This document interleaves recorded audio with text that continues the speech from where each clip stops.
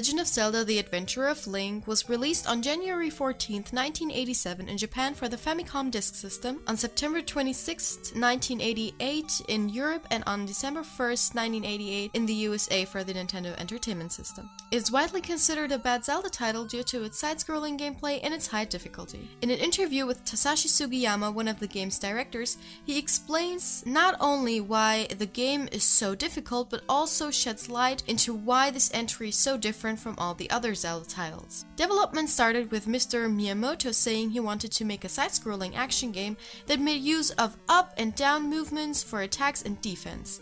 It's rooted in actions like jump strikes, downward strikes, and high and low shield defense moves. Types of moves that weren't possible in the first game. Rather than being a continuation of the series, it started as a new sword and shield type of action game. At the end of development, we decided on a story and that Link would be 16 years old, then attached The Legend of Zelda 2 and released it as the second game in the series. The foundation of action games at the time was to feel difficult for everyone. Games didn't have a ton of content at the time, so in order to have them played for as long as possible, we felt like we couldn't make them easily clearable. There were various restrictions at the time, so we put in the level up system as a way to have players battling enemies time and time again. 30 years have passed since its release, but please give Zelda 2: The Adventure of Link a try. I like the side-scrolling aspect of the game. Just like Mr. Sugiyama explained, it gave the game the possibility of a more dynamic combat as compared to its predecessor and even compared to other action-adventure games of that time. Sure, it's nothing monumental, but it's enough to give you a variety of options to choose from and actually make fighting enemies loads of fun. I also found it interesting that he talked about the game feeling difficult more than actually being difficult, though I will get into this point later on. Did you know that Zelda 2 was the 8th best-selling title for the NES with 4,380,000 units sold? The story as it is written in the game's title, in the European and American versions. After Ganon was destroyed, Impa told Link a sleeping spell was cast on Princess Zelda. She will wake only with the power of number 3 Triforce sealed in a palace in Hyrule. To break the seal, crystals must be placed in statues in 6 well-guarded palaces. Link set out on his most adventuresome quest yet. I would also like to read the title screen of the Japanese version of Zelda 2. Several years after Ganon was destroyed, Link learns from Impa about the another sleeping Princess Zelda.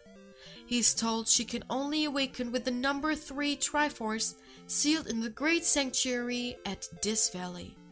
To remove the seal, crystals must be embedded into a stone statue standing in 6 sanctuaries. Link sets out on an adventurous quest. I also looked up the official manual to see how they tried to explain the story of Zelda 2. Hyrule was on the road to ruin. The power that the vile heart of Ganon had left behind was causing chaos and disorder in Hyrule.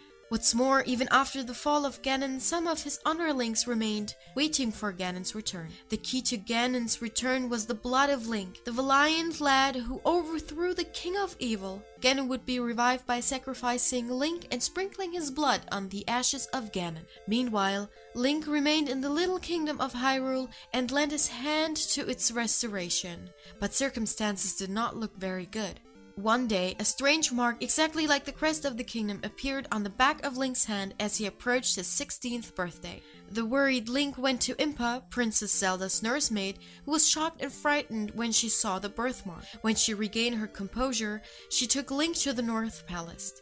There was a door in the North Castle, called the Door That Does Not Open. Only the descendants of the Impa family who served the king knew how to open the door. Impa took Link's left hand and pressed the back of it against the door. There was a sound of a lock falling open, the door slowly creaked open, and there on the altar, in the middle of the room, lay a beautiful woman. "Here lies Princess Zelda," Impa began to speak calmly. "Link, the time has come when I must tell you the legend of Zelda handed down in Hyrule. It is said that long ago, when Hyrule was one country, a great ruler maintained the peace in Hyrule using the Triforce. However, the king too was a child of man and he died. Then, the prince of the kingdom could have become king and inherited everything, But he could inherit the Triforce only in part. Then a magician close to the king brought him some unexpected news. Before he died, the king had said something about the Triforce to only the younger sister of the prince, Princess Zelda. The prince immediately questioned the princess, but she wouldn't tell him anything. After the prince, the magician threatened to put the princess into an eternal sleep if she did not talk, but even still she said nothing. In his anger, the magician tried to cast a magic spell on the princess. The surprised prince tried to stop him, but the magician fought off the prince and went on chanting the spell. Then, when the spell was finally cast, Princess Zelda fell on that spot and entered a sleep from which she might never awake. At the same time, the magician also fell down and breathed his last. In his grief, the prince placed the princess in this room. He hoped that someday she would come back to life. So that this tragedy would never be forgotten, he ordered that every female child born into the royal household shall be given the name Zelda. From the stand next to the altar, where Princess Zelda lay in a deep sleep, Impa took 6 crystals and a scroll with the same crest and handed them to Link. For generations, my family had been handed down these things, which have been set aside for a time when a great king will come. They are written in an ancient script that no one can read now, but you who have the crest may be able to read it. It is said that the key to uniting the Triforce is hidden there. Now it is time for you to read it. Link glanced at the scroll half in doubt, but what do you know? Although he had never seen the letters before, he found that he could read them as if they were talking to him. This was written on the scroll. You who'll control the Triforce of the future, I shall hand down to you the secrets of the Triforce. There are 3 kinds of Triforce: power, wisdom, and courage. When these 3 are brought together, the Triforce will show its maximum power. Of the 3, I have left power and wisdom to the kingdom, but the Triforce courage I have hidden for a reason.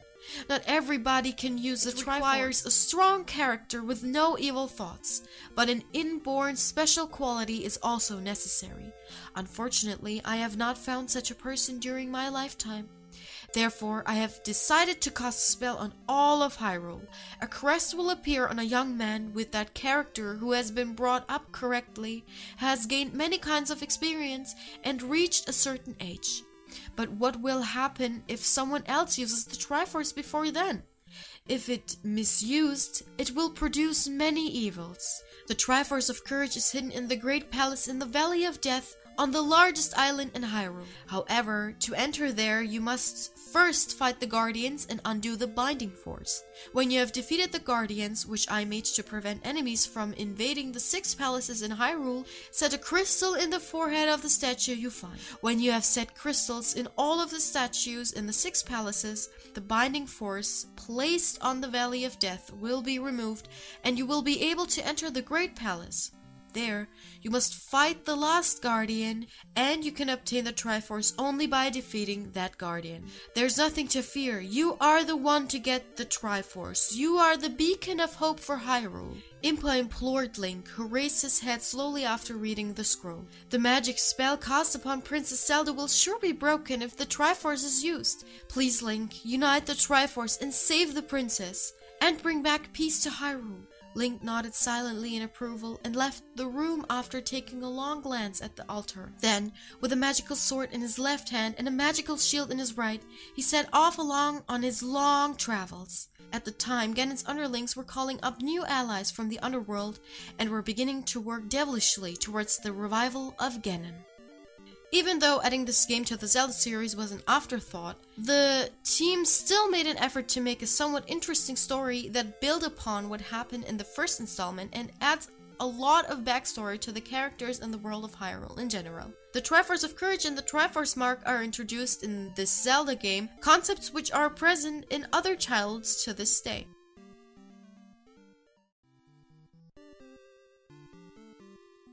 The game begins in the Northern Palace, a safe space in which we can test out the controls and see which button does what. Then we set out into the dangerous land of Hyrule. Soon we find one of the 8 towns. There are 8 towns overall: Roru, Ruto, Saria, Maido, Naboru, Darunia, Old and New Kazuto. Here I want to make a side note. While researching everything that I might have forgotten, I looked up the etymology of all the town's names.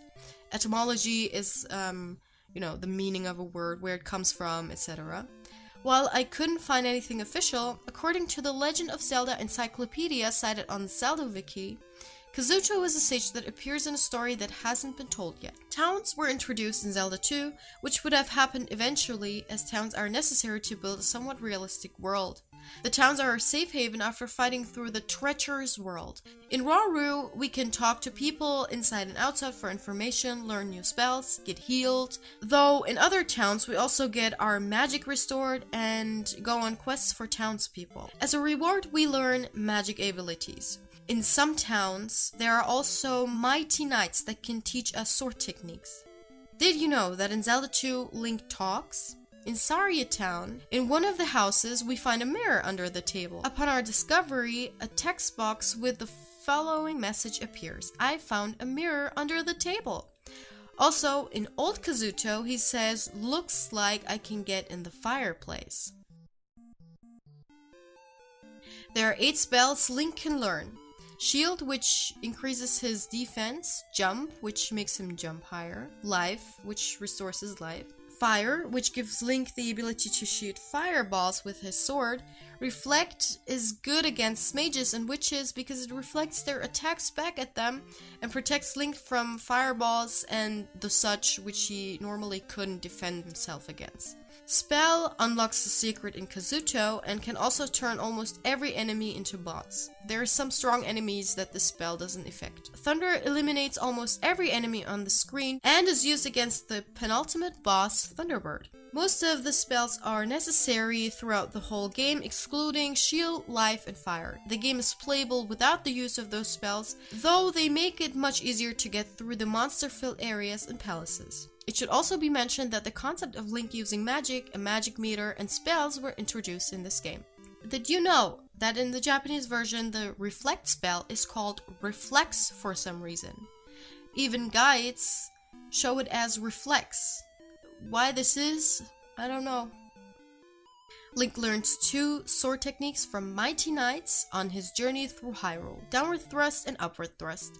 These attacks are pretty useful against most enemies and bosses and can be very helpful in escaping monsters. In between towns we travel through the overworld or explore a cave and often meet enemies. We can fight them to gain experience or try to avoid them to get out of the encounter. Experience is also introduced in this game but also stays in this game. This system is never used again, though upgraded items and gear were introduced in later installments. Link's attack, life, and magic are maxed out at level 8, and after that we can get an extra life for every 9,000 experience points we collect. Did you know that in the Japanese version of Zelda 2, the experience system is a bit different? According to the cutting room floor, the level system was changed a lot. In the FDS version, all upgrades, attack, life, and magic are worth the same experience values. In the NES version, they have different experience requirements, with life being the cheapest and attack the most expensive. Further, the disc has it so that when you save and quit, all 3 levels are reduced to the lowest one you had of any of the 3 upgrades. For example, if you had level 8 attack, level 5 magic, and level 3 life, they would all be reset to level 3. In the NES version, all levels are always retained between sessions. There is also an interesting illustration in the manual that I would like to show. This kind of describes this system that is present in the Japanese version. Some encounters are easy to handle or escape, others not so much. Like I mentioned in the beginning, Mr. Sugiyama made a comment about the difficulty, saying that it feels difficult more so than it actually being hard to beat. Interestingly, I had a problem with exactly this, so what do I mean? I'm talking about the clusters of enemies that litter most of the encounter screens or the palaces, especially the later ones in the game. The monsters themselves are easy to beat, but the cluster makes it seem like they are tough to handle, creating a disadvantage for the player. And because there are so many of them at once, it gets hard to move or attack. Before we know it, we lost a life, or even worse, get a game over. Let's say we have these 2 scenarios. We fight against 2 bots while Mouse or Ross fly through the room. Because of the random pattern in which both of these enemies move, it is hard to plan attacks. If we're lucky, we beat the admittedly easy bots and can dodge the flying throw. If we're not, we get a game over. Usually game overs are not a big deal, but if it's unearned and unnecessary, then it gets frustrating. These ones are definitely one of those. Now let's say we fight against a blue iron knuckle who throws knives. These are strong enemies and require some kind of tactic. We need to pay attention and see what his next move is. Then we act accordingly. If we fight well, he's easily beaten. If not, we see the game over screen. Here, the enemy is actually difficult to figure out or to eliminate. While our loss is not necessary, it is earned if we don't play properly. How we feel about these scenarios after we get out of them alive are different as well. I myself felt relieved and annoyed after I survived the former, but felt a little proud and happy after the latter. When we play, the emotions the game evokes in us, paint our experience with the game, and having encounters like explained in the first example, make us remember the game negatively, or worse, not at all. When we complete all the tasks in the town, we can set out to the palace. Once we reach the palace, our goal is to find the dungeon item, fight the boss, and return the crystal to the statue.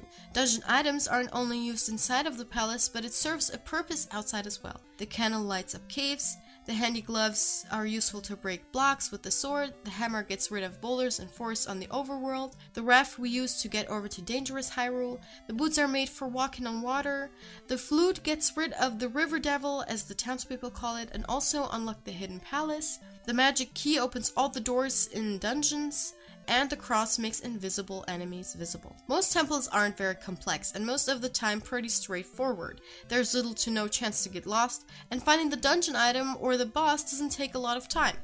To every rule, there's an exception though. The last two palaces, the Hidden Palace and the Great Palace, can be difficult to figure out and may require some time to get through, especially the latter one can be a hard nut to crack. The complexity is not what really makes the palaces so tough to beat, it's the cluster of low-level monsters, high-level enemies, and bosses that can cost us a life or two. Especially the bosses act more aggressively and definitely do a good job protecting the palaces. Some were easy to finish, but others took more time. Rebonak, for example, was easy to beat with a more aggressive approach. Karok too was easily beaten once Link cast a reflect spell.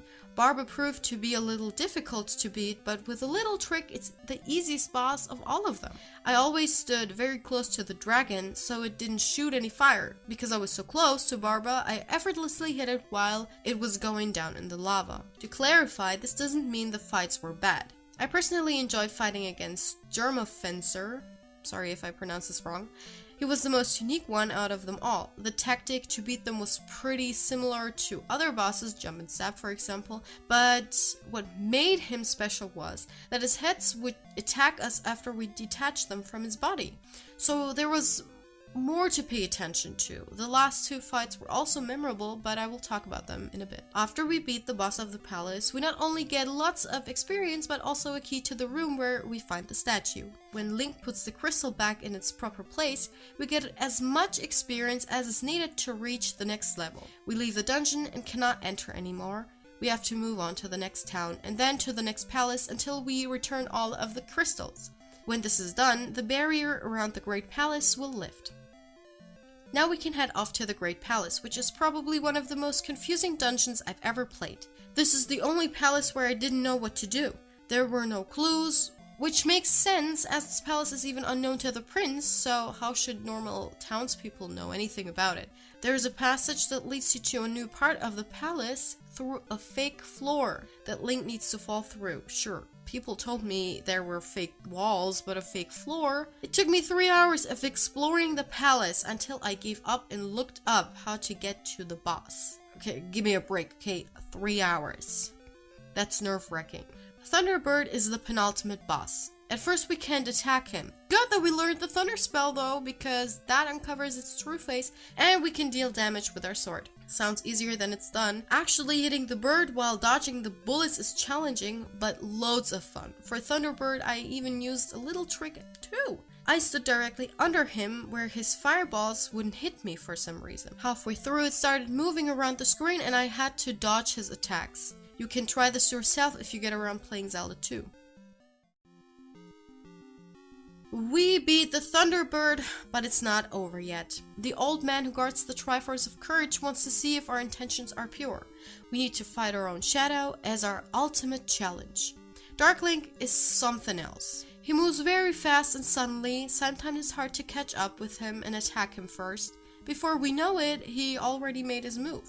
This fight was great, but I still use the left corner trick. But I would definitely recommend everyone to try it for themselves before they use that trick. If we lose all our lives at some point in the Great Palace and get a game over, the game will begin outside of the Great Palace and not at the Northern Palace. This is a little but important detail.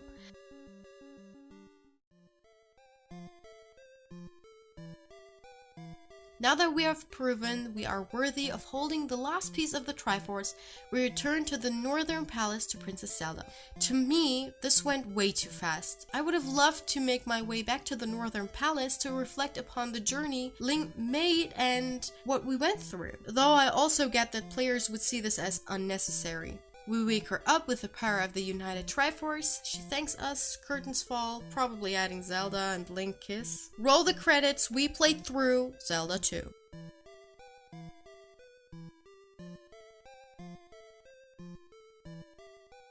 Though I mentioned these during the review, I would like to mention all the concepts introduced in the Legend of Zelda: The Adventure of Link again. Towns, the names of the sages in Ocarina of Time, magic and spells, sword techniques, quests, Triforce of Courage, Triforce mark on the hand, experience, which was later changed into upgraded items, enemies like Tektites, Levers, Volvagia, which is called Barba in this game, Iron Knuckles, and Dark Link. For the end of the gameplay part of this review, I would love to include an interesting quote from an interview with Shigeru Miyamoto, where he was asked if he ever made a bad game. I wouldn't say that I've ever made a bad game per se, but a game I think we could have done more with was Zelda 2: The Adventure of Link. When we're designing games, we have our plan for what we're going to design, but in our process, it evolves and grows from there. In Zelda 2: The Adventure of Link, unfortunately, all we ended up creating was what we had originally planned on paper. Mr. Miyamoto explains that Zelda 2 was too ambitious for the hardware limitations of that time. He told that changing views between side-scrolling and top-down and bigger enemies were ideas for Zelda 2, but were not possible due to the restrictions and because loading all this would take too long. It's a shame that The Adventure of Link didn't evolve while being made. I would have loved to see that version of the game, and I'm sure a lot of fans would have too. The graphics of Zelda 2 aged, and I would say they did so well. People say the graphics look horrible nowadays, but I would argue that the 3D graphics of the N64 aged way worse. I believe that Zelda 2 is somewhere in the middle when it comes to its graphics. It's not beautiful, it's not breathtaking, but it's not incredibly ugly or anything. It's held simple. Sure, not because they chose so, but they didn't have any other choice. I would also like to mention these sprites that I find terrible myself. The grass tiles in the enemy encounters and the sprite assets for trees. But there are also sprites I find great. All the Link animations and Link in general, the tile sets for the palaces, and Thunderbird. The soundtrack for this installment was composed by Akito Nakatsuka. The music overall is very well put together. It gives off the right vibe at the right place and situation. Like the palace themes, which I enjoyed a lot. It's upbeat and mysterious at the same time.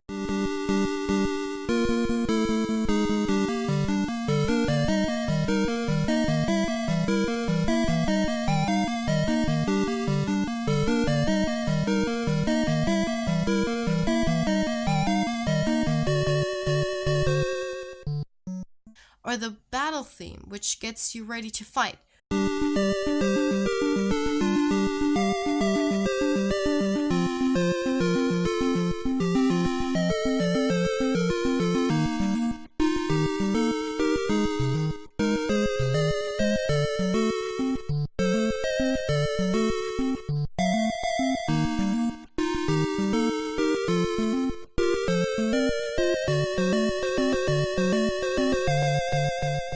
Or the boss theme, which has a majestic vibe to it.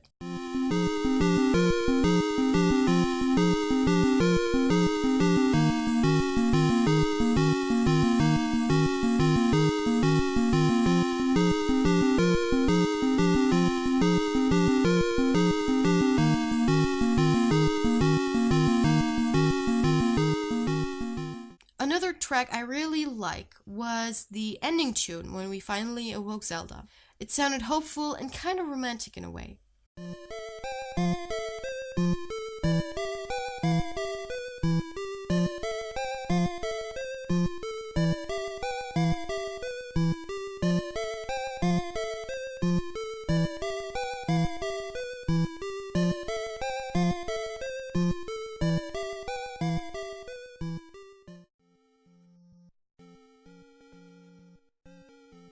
An unusual entry into the Zelda series, though it's pretty tough, it's still enjoyable.